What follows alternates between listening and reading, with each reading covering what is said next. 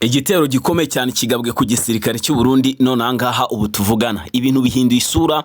Nonaha igisirikare cya M23 nicyo kigabye ibyo bitero ku mato ya marine y'abasirikare b'abarundi bari hano hafi no ku cyambu cya Karundu, bari hakurya n'undi ku nkombe z'ikiyaga cya Tanganyika ku Burundi, ndetse abandi basirikare bahise bapanura ari benshi cyane hano ku mupaka Katumba baraherekeje. Kugeza amaginga aya ngaya ibitwaro bya kirimbuzi niho bitunze, ndetse intare za Sarambwe zishobora kuba zikojeje agati mu ntozi nyuma yuko bagabye iki gitero kimeze uko nguko. Ni mu ijoro ryake ku munsi w'ejo nabo bari bagabweho ikindi gitero n'igisirikare cy'u Burundi cy'amato, ndetse abasirikare b'abarundi bari bagabye icyo gitero. Muri make nta wasubiyeyo, ndetse n'ubwato ntibwegeze busubirayo. Ariko none ngaha M23 irongeye nayo ikoze icyo nakita ko ari ugushinyagura gukomeye cyane ku gisirikare cy'u Burundi, bahita bagenda nabo barongera babagabaho ikindi gitero. Amato abiri yose arashiririzwe nonaha ngaha. Breaking news: ibikoresho bya gisirikare byose byamaze kwa bivumburwa hano mu mujyi wa Uvira, aho byari bisanzwe bihishe neza hano hafi na za Karundu. Ahangaha Karundu kabisa niho ibyo bitwaro bimaze kuvumburwa, ndetse byari biri ahantu mu buvumo, ndetse zari intwaro nyinshi cyane. Kugeza amaginga ngaya intare za Sarambwe zise zigira intwaro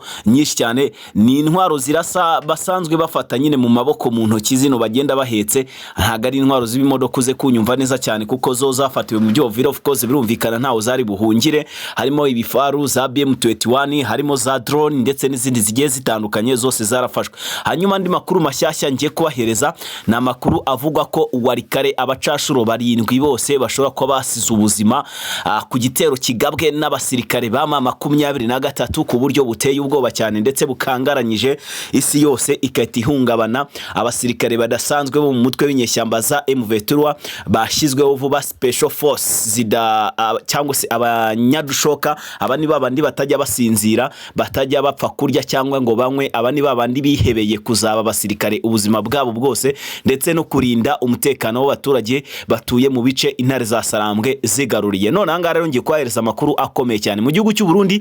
Amagambo yabaye amagambo uwitwa Ale Guillaume Bunyoni yahoze ari minisitiri w'intebe w'iki gihugu cy'u Burundi. Biravugwa neza ko yamaze kuba atoroka nyuma yuko Perezida Evariste Ndayishimiye ahuye n'ibyago cyangwa se ibibazo bikomeye cyane. Wari minisitiri w'ububanyi n'amahanga Ndayizeye yagize atya akandika ku rukuta rwa X pestinga neza ku biro shinga amategeko bya Leta Zunze Ubumwe za Amerika, yandika agaragaza ko Katari yagiye haruswa kesh igihugu cya Amerika kugira ngo kitafatira ibihano igihugu cy'u Rwanda. Ibi ngibi rero ndaje tubigarukeho nabyo, murumva ko ufite amakuru menshi cyane. Wowe cyo usabwe nta kindi usibye gukanda subscribe ahangaha kugira ngo utazajya ubasha gucikwa amakuru n'ibiganiro nzajya ngenda nkugezaho umunsi ku munsi. Ni iminota mike cyane idasanga 8 ngiye kugusobanurira ibyizi operation ziteye ubwoba zakozwe n'intare za Sarambwe. Ni mukanya gato ku masaha make atambutse, nta n'isaha irashira, ubwato bubiri bw'abarundi butirikijwe n'abasirikare badasanzwe mu mutwe wa special force basanzwe babarizwa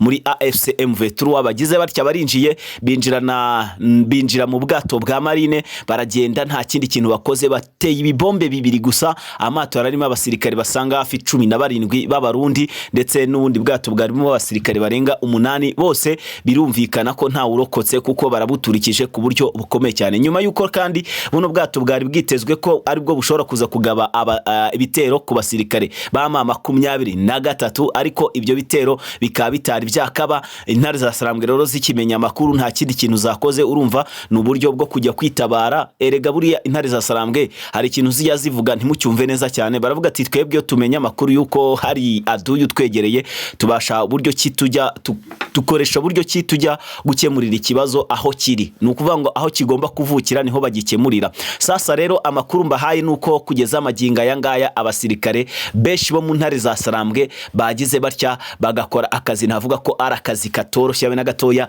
bakaba babashije gukora iyo operation. Navuga ko ari operation ikangaranyije Leta y'u Burundi, ndetse Leta y'u Burundi itayikanga ko igiye kwinjirwa ku buryo bukomeye cyane. Bakaba abasirikare bo mu mutwe w'inyeshyamba za M23 bakinjira hariya mu mujyi i Bujumbura indani rwagati bakajya kugabayo ibitero, ndetse uyu mujyi nawo bivugwa ko umunsi umwe uzabyuka uri mu maboko y'intare za Sarambwe, ukaba wakongera ukagera gute, ukaba wafatwa mu buryo bumwe cyangwa se ubundi. Niyo mpamvu rero bahise bapanura ikijyanye n'abasirikare bose, barabohereza babazengurukije umupaka wa Kavimvira ndetse na Katumba, ndetse imbunda zabo bazerekeje mu mujyi Uvira. Baravuze ko ariko sarindi rimwe intare za Sarambwe ziri bukore. Tubibutsa ko kandi mu magambo yavuzwe na Perezida Evariste Ndayishimiye ndetse n'itariki yatanze ari ku itariki 7 z'ukwezi kwa mbere 2026 ko intare za Sarambwe niziba zitarava mu mujyi wa Uvira ziza kuba zagize gute, bahita bazigabaho ibitero bakazikuramo ku ngufu.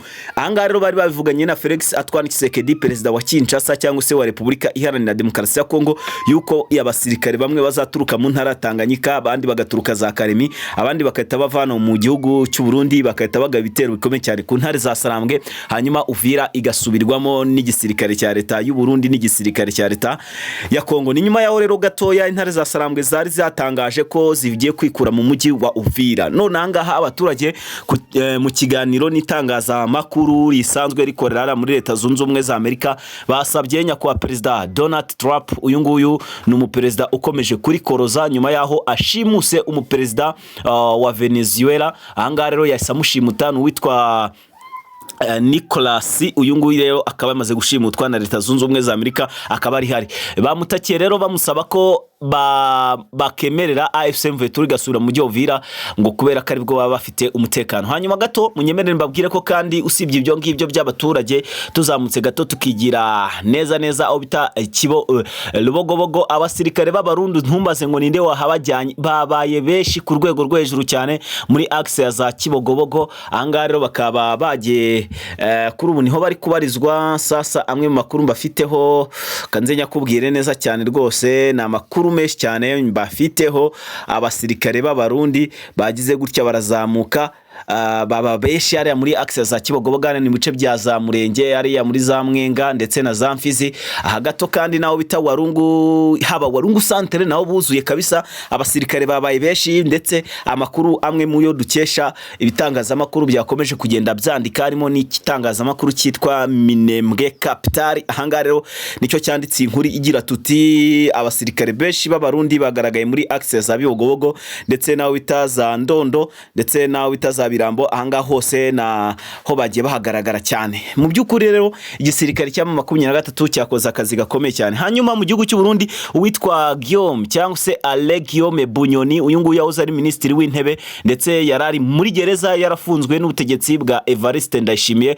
Kugeza amagingo ahangaha y'amakuru abashije kungeraho aremeza neza yuko rero bano barwanyi ba 23 bamucakiye mu buryo bweruye.